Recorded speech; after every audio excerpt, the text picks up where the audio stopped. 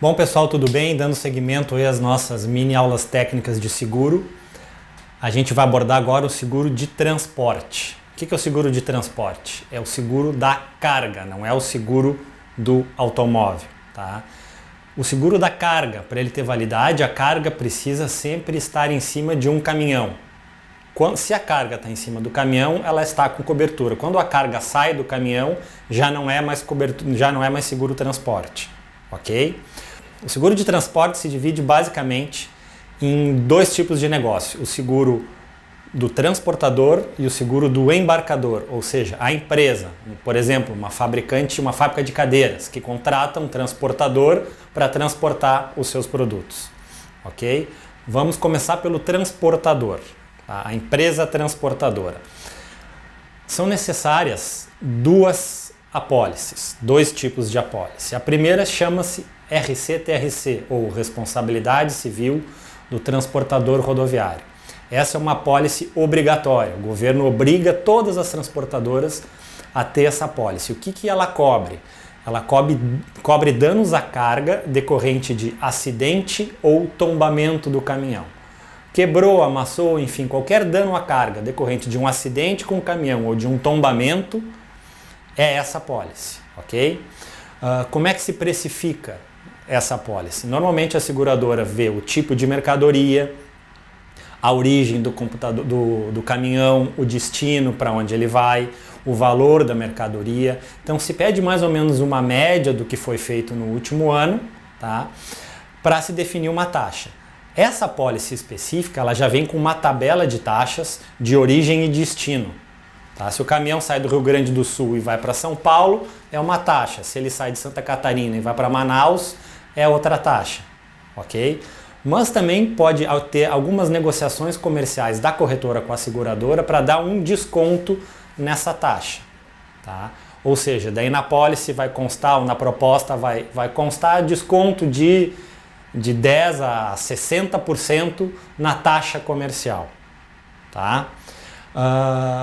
Como é que funciona mais ou menos esse seguro? Todos os seguros de transporte, eles têm a pré-cobertura de seguro, ou seja, contratei uma apólice de RCTRC, tá, de danos à carga decorrente de acidente ou tombamento, que vai começar a partir do mês de janeiro.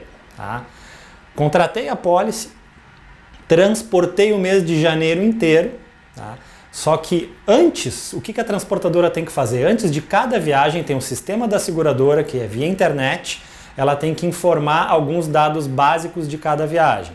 Ou seja, o estado de origem, o estado de destino, o tipo de mercadoria, o valor da nota fiscal, o número do conhecimento de embarque. Então a transportadora, antes de cada viagem, vai municiando esse sistema da seguradora ao longo do mês, tá? Onde vai indicar todo o volume transportado, origem, destino e etc.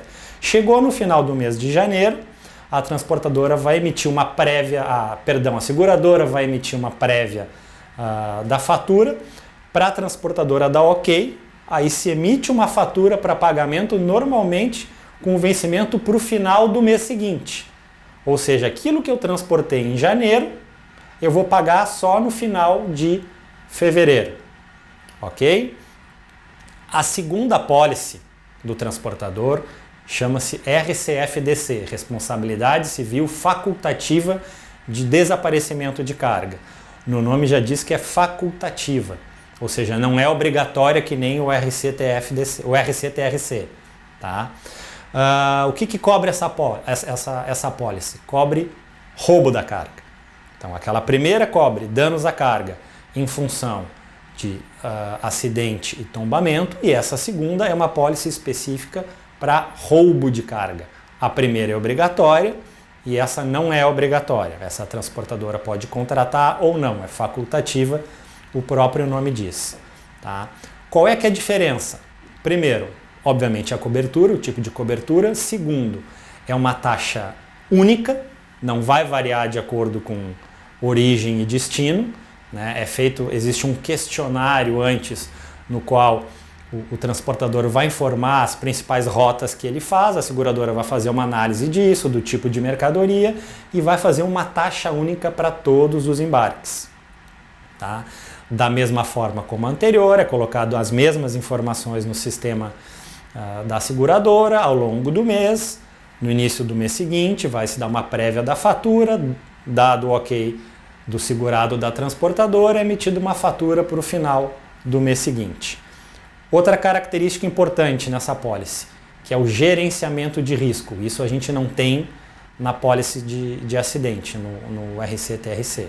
O que é o gerenciamento de risco? É toda a previsão, a prevenção ao roubo da carga.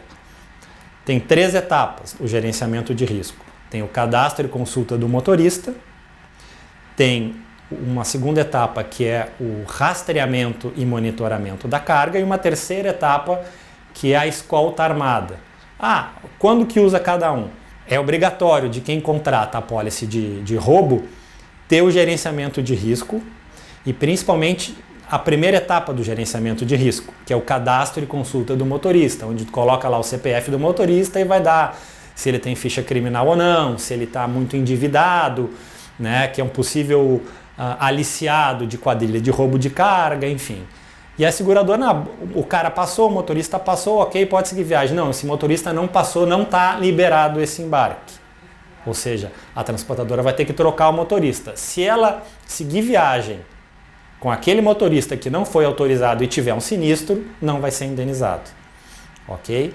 Dependendo da mercadoria, a seguradora pode exigir o rastreamento, que é a segunda etapa, e até o rastreamento mais a escolta armada. Mas quando? Por quê? Que tipo de mercadoria? Normalmente as mercadorias mais visadas para roubo. Né? Hoje a gente tem cigarros, eletroeletrônicos, pneus e etc. Tá? Então o gerenciamento de risco só vale para a apólice de roubo. Para a primeira apólice de danos à carga decorrente de acidente ou tombamento não tem gerenciamento de risco. Tá?